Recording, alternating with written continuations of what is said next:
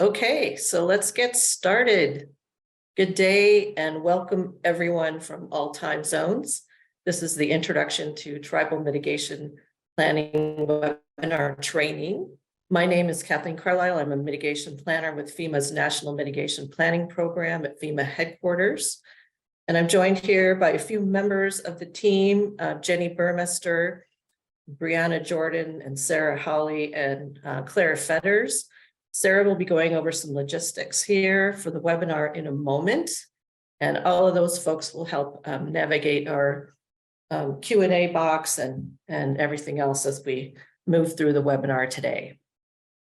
I also want to let you know that this program is mainly delivered by teams of dedicated mitigation planners throughout FEMA's 10 regional offices.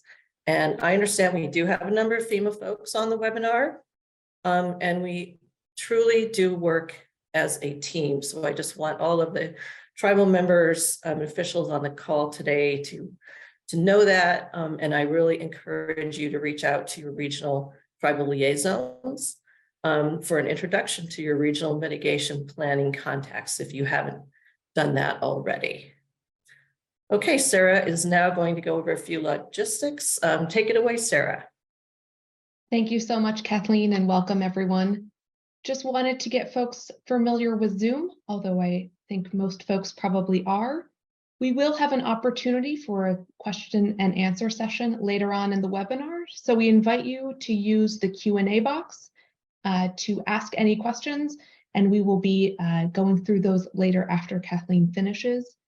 If you would like to ask your question live verbally, we invite you to use the raise hand function that you'll see in the bottom menu bar or wherever your menu bar is on your screen, and we will be able to take a few live questions.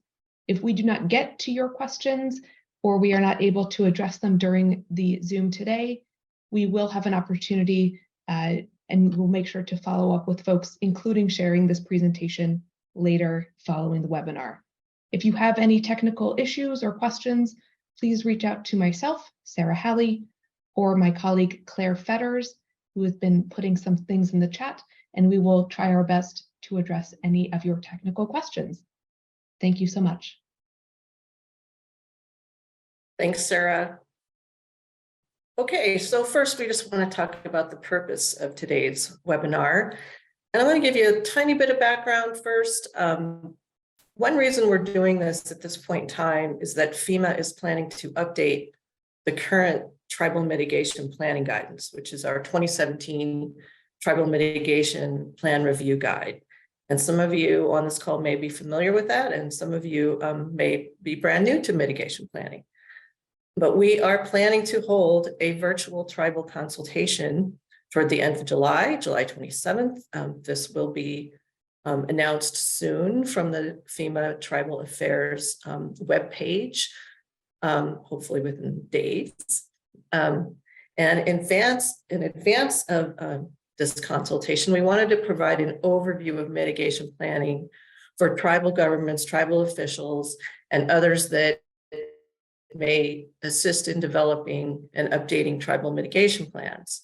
So what I hope you can take away today is an introductory level, an understanding of hazard mitigation planning, and to know where to go and who to contact for more information. So we don't have time to get really detailed today, but I want to just give you that kind of basic overview. So I'll go through this presentation as efficiently as possible so we have time for questions during the second half of the hour. And as Sarah mentioned, you can continue to type questions into the Q&A box during the presentation. We'll do our best to get to all the questions. That's sometimes a challenge if there are a lot, but we will have some opportunities for follow-up. Sarah mentioned an email that you can send to. So again, I really want to be clear. This is not a tribal consultation. We will be doing that later in the summer. And today we're just trying to share some information, provide some overview for you. To that end, we'll talk about some basics, some hazard mitigation basics, our current policy, process and steps and training available to develop an effective plan, timeframe for planned updates, and then some resources for you. Okay, so we're going to get started with basics, hazard mitigation basics. So next slide, please. So hazard mitigation planning, this purpose statement is from our regulations at 44 CFR section 201. And we'll can access that from our website. We're going to be putting links into the chat throughout the presentation, so you can find some of these things. But the purpose of planning is for state, local, tribal, and territorial governments to identify natural hazards that may impact them, identify actions and activities to reduce losses from those hazards, and to establish a process to implement the hazard mitigation plan. And this takes advantage of a wide range of resources. Some of those may be FEMA resources, and there may be other resources as well. There are many federal agencies and other government agencies, non-governmental organizations, places where there may be technical assistance available or funding. So hazard mitigation, simply defined as any action taken to reduce or eliminate long-term risk to people or property from hazards. Hazard mitigation planning is the process that is used by the tribal governments to identify risks and vulnerabilities associated with natural disasters and to develop strategies to reduce these risks. And that process is very important. You'll hear us say the process is more important than the plan. It is really that getting together, that gathering of folks in your tribal community, your leaders and others, subject matter experts, and anyone that can help with the plan, and continually communicating. That is really the key.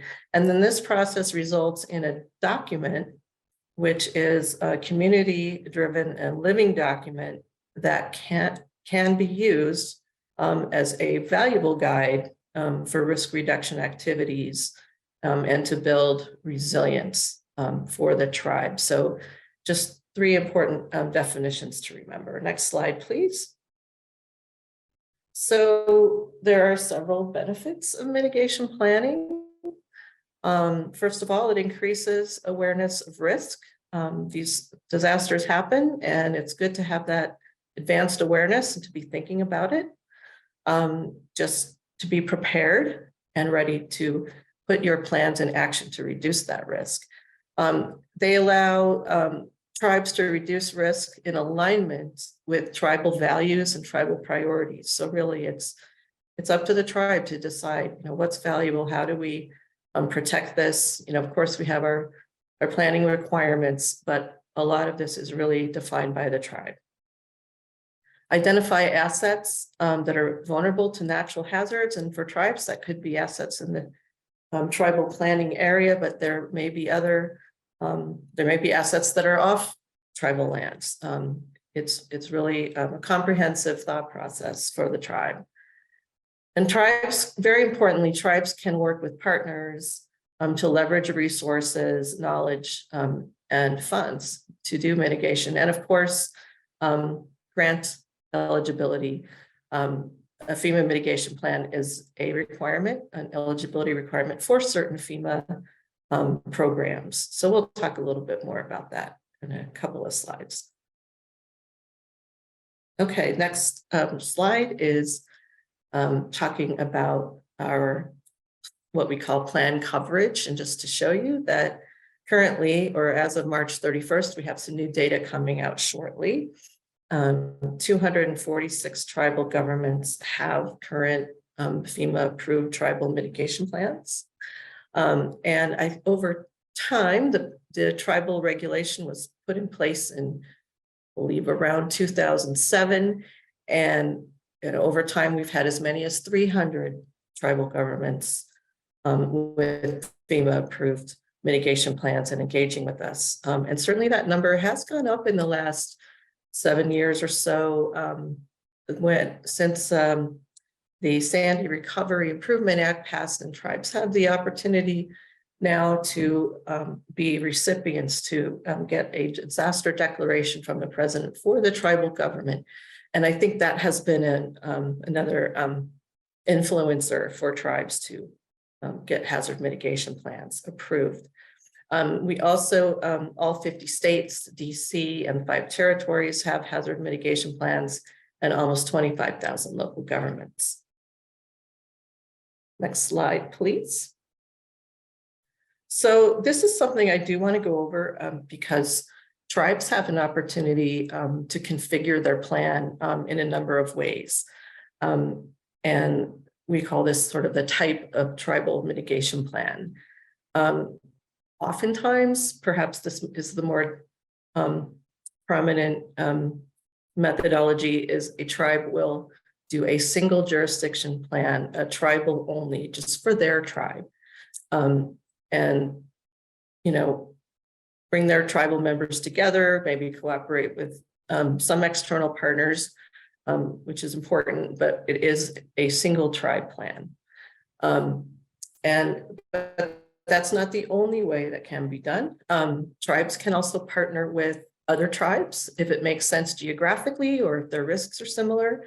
I know there is there are a few tribes in California in FEMA Region 9 that are working on this, a joint plan. And then sometimes tribal governments team up with other municipalities and non-tribal governments to develop mitigation plans. And that's frequently done in Alaska.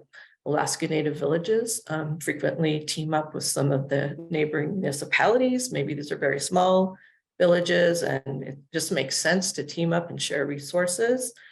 And I've also heard about I was at a tribal workshop for Region 9 a couple of weeks ago, and one of the tribal members from California is teaming up with a big county and municipalities, non-tribal municipalities, to develop a hazard mitigation plan. And I believe this is an update for that county.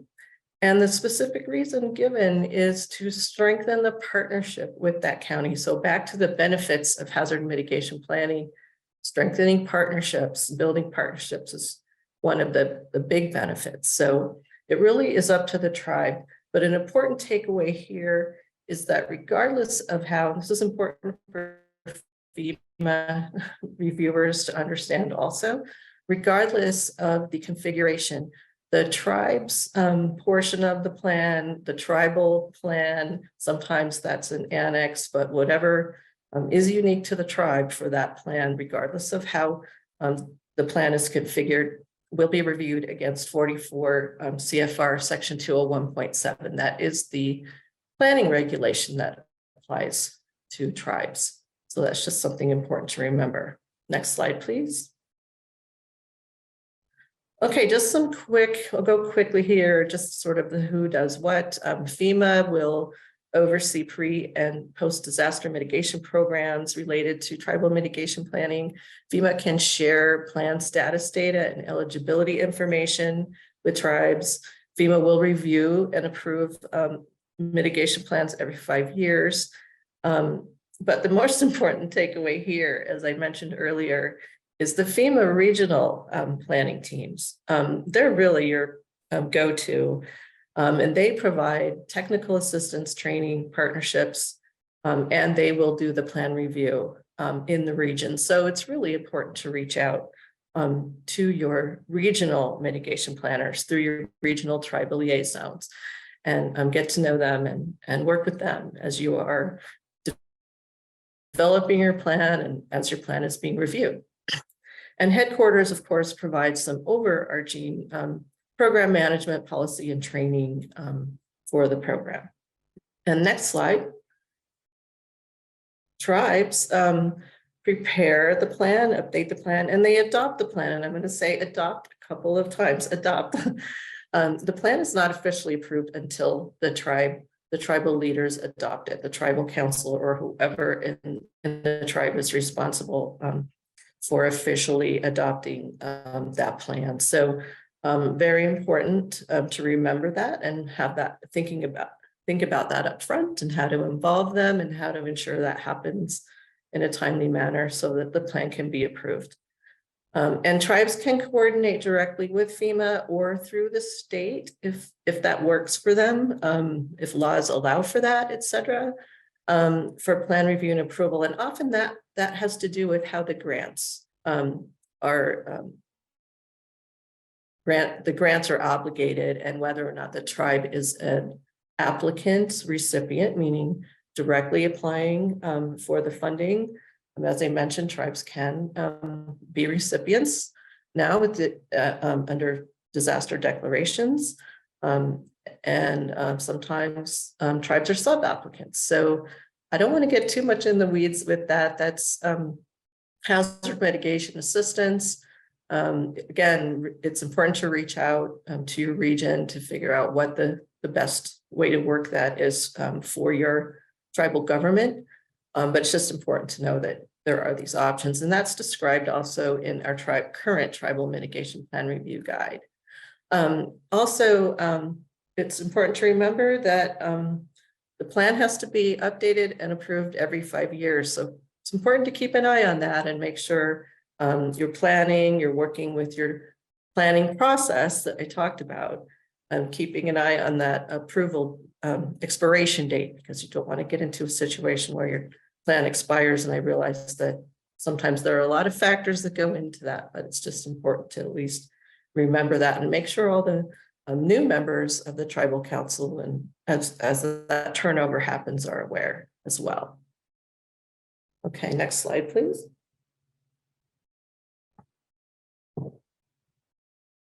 Okay, we talked about, I mentioned grant eligibility, and this is a big topic of interest, obviously. There are several programs for which a mitigation plan is required. And this is kind of a long list, and I don't have time to go through every single thing here, but I'll try to break it down a little bit. Public assistance. I just wanted to be really clear that emergency public assistance, we call that category A and B, debris removal emergency measures. There is no plan required for that. It is the permanent work, damage, repair to damage infrastructure, your publicly owned buildings. We call that category C through G public assistance. A mitigation plan is required for that if especially in the context here of a tribe has their own disaster declaration. So you can kind of see with the columns to the right where a plan is required or not required. Same goes for the fire management assistant grants. And then hazard mitigation grant program, that's a post-disaster program. It's based on disaster valuation and the funding amount that's received. And that's sort of a newer program, hazard mitigation grant program post-fire, and that's dependent on a fire mitigation assistance grant declaration. Again, I tried not to wander into the weeds too much here. And you can certainly, we have hazard mitigation assistance, and we have other documents and resources regarding these requirements. And then also the building resilient infrastructure and communities. That was formerly our pre-disaster mitigation grant. It changed with some legislation and created a new program, a much bigger program, and with some different ways. I understand there are tribal set-asides, and there's a lot to learn there, but there are opportunities to get funding and assistance through this program that are not, it's not dependent on a disaster. So, and you can see we have planning grant and project grant mentioned for some of these programs. That's really important because tribes can get funding to develop the hazard mitigation plan, which is required for the project grants. So that is something I really would like you to, if you haven't done it before, to explore with your regional hazard mitigation grant specialists and your planners to determine how you can go about applying for a planning grant and scoping that grant. There's a new loan program and of course flood mitigation assistance.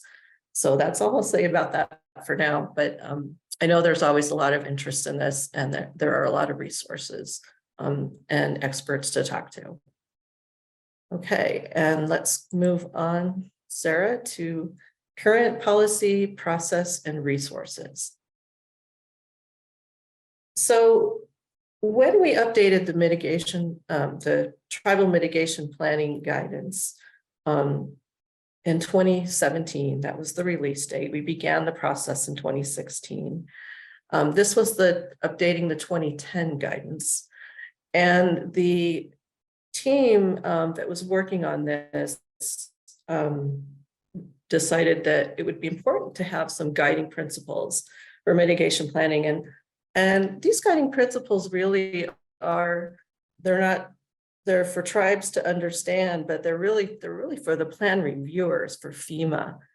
So everyone could kind of gather around these principles and think about them as plan reviewers are going through reviewing the plan, interpreting, reading the policy, making comments, providing technical assistance.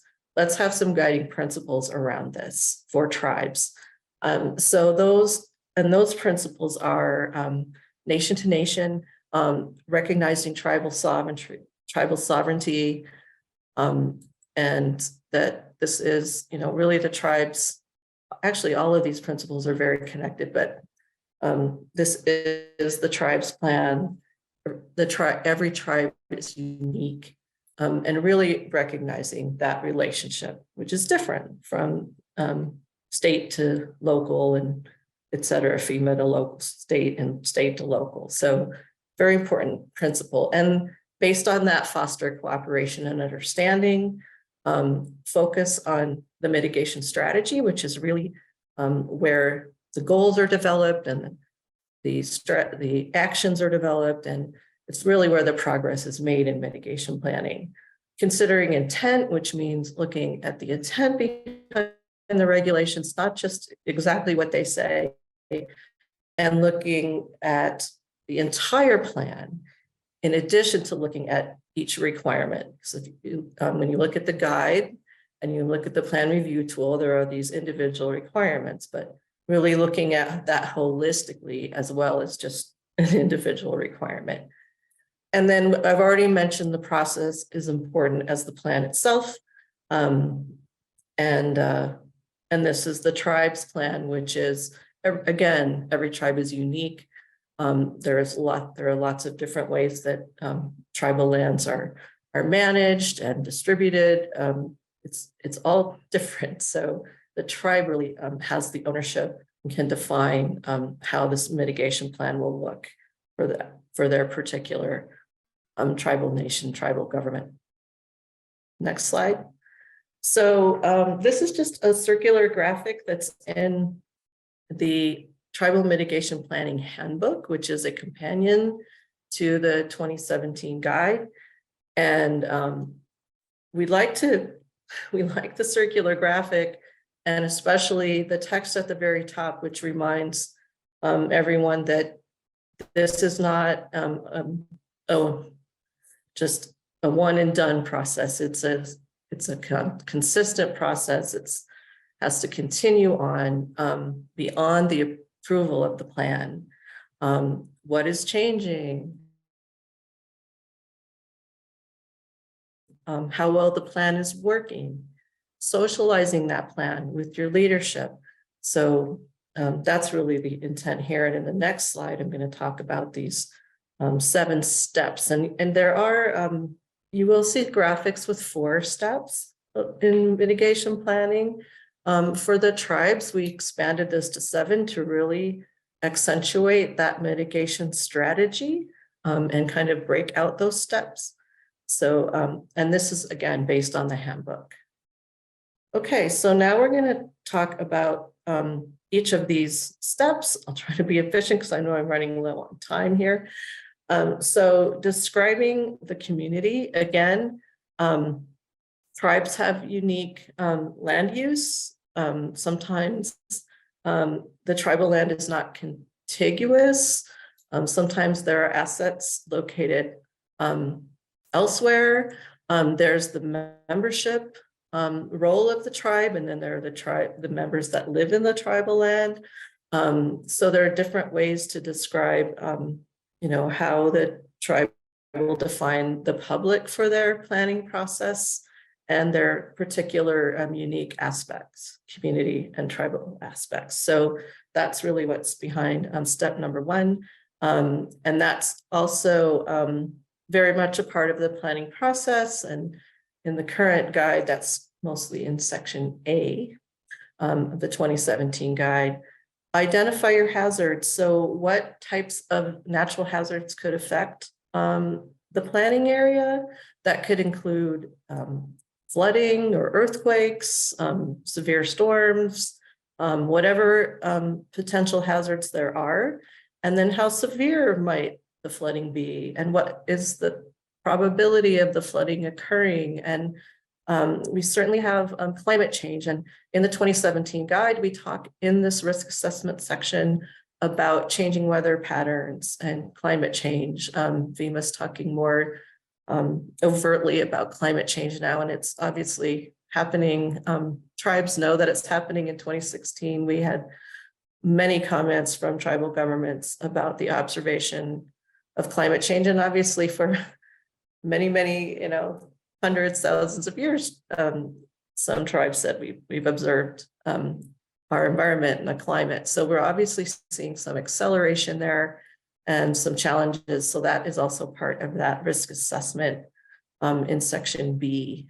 And also in the risk assessment, the impacts of these hazards. So it's not just the hazard occurring, it's what types of assets could be affected, whether that's your existing building stock or your economic well-being, your environment, your fisheries, what can be impacted, your infrastructure. Is there a one road in and out of the tribal area, and is that going to be flooded and make it difficult for folks to get in and out to provide assistance? So those are really important impacts to identify in that risk assessment. And the next step, review capability. The tribe may have land use plans, possibly certain codes, development codes, emergency management plans. What is in existence already as a tribal capability to mitigate hazards? So it's not just starting from scratch. Look to see what's already there that you can build upon.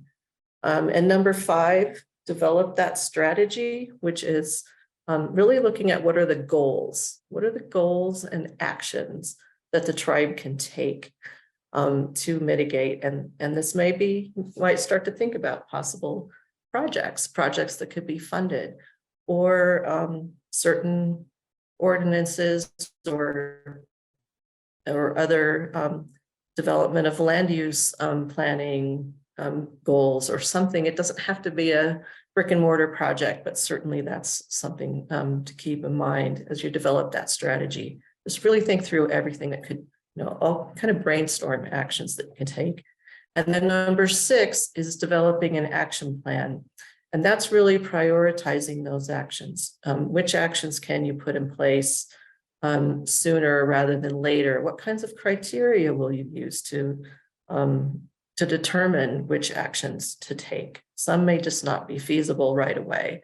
So that is an important part of that strategy. And then of course, number 7, keeping track of your progress and thinking back to that circle in the previous slide, constantly, surveying the hazards, new hazards that occur, changes in your community, demographic, people, aging demographics, whatever it is, looking at all of the factors, what's changing, what might need to be included in an update. And just revisiting, making sure everyone, if there are new folks coming in, new leaders coming in, just make sure they're aware that there is a hazard mitigation plan. So, so those are sort of the overview, but I really overview steps, but I really encourage you to look at the guide and the handbook maybe together to really understand all of these steps. Next slide. Okay, and I know I'm getting low on time, Sarah. Okay, so just real quickly, I just wanted to let everyone know that there are standard tribal plans, and tribes can be eligible for enhanced plans. And if a tribal is able to get an approved enhanced mitigation plan, they're eligible for additional funding under the Hazard Mitigation Grant Program, HMGP. It's an additional 5%.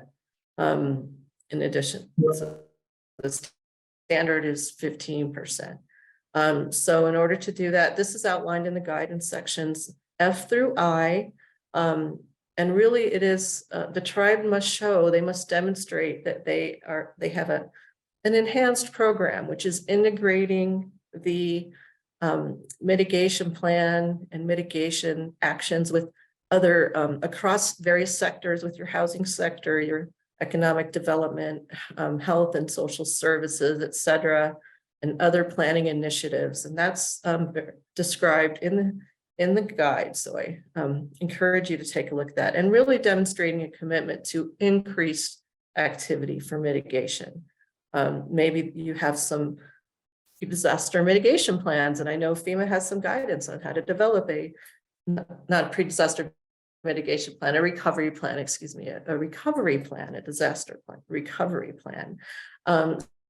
So there are lots of things that can be done, and it's usually, there's no one set of activities here. It's just a combination, and I really encourage you to work with your region early if you're interested in becoming enhanced. And finally, it requires management of HMA grants, and that can often be very challenging for tribes. There might not be as many opportunities, especially if you haven't managed your own grants or had your own declaration. And it's just a lot of staff responsibility, and I know that is a challenge. So again, working with the region early, there may be ways to start to build up that capability. Okay, next slide. I won't say a lot about this. I already mentioned we have this tribal mitigation planning handbook, and that it has worksheets and lots of great tips and approaches and examples. So I encourage you to look at that. Next slide, please. Training, we have, we built a training off of this handbook with modules that reflect the handbook and the planning concepts. That training was delivered by the Institute for Tribal Environmental Professionals at Northern Arizona University. It was about 60 tribes. This was between 2020 and 2021. It was a great success because we like to see our tribal partners take this training on and deliver it to other tribes. That link there will give you some background about that, that training effort. Next slide, please. We have an independent study 350 with our Emergency Management Institute for tribal hazard mitigation planning, again, based on this handbook. So if you have access to the internet, anyone can take this. I know not everyone has access to the internet, but if you do, you can take this anytime, no cost. There's a nice video in this training with a tribal emergency manager talking about the importance of mitigation planning. So I very much encourage you to take that course. Next slide, please. Important for you all to know, as I mentioned earlier, there will be a tribal consultation coming up. When we developed and updated, when we updated the 2010 policy to the 2017 policy, we did go through consultation process in 2016, a lot of outreach in the regions, attended a lot of conferences, and that resulted in an updated guide with a more streamlined format, an updated plan review tool. And we did update the enhanced elements, which are really in the regulation, it just says go to the state requirements. We really did try to spell this out a little bit for tribes. And again, there were no changes to the regulations. So of course, the updates have to be in alignment as much, with our regulatory authorities, but we do the best we can to move it forward as we can within those boundaries. So it was, so that happened in 2017, and we're ready to update it again. So the next slide is our general timeline.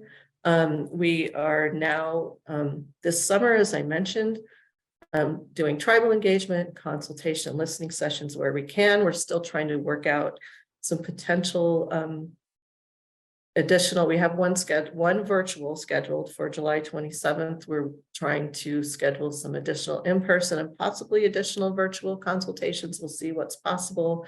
There are a lot of consultations happening, and we know that can be very overwhelming for the tribes.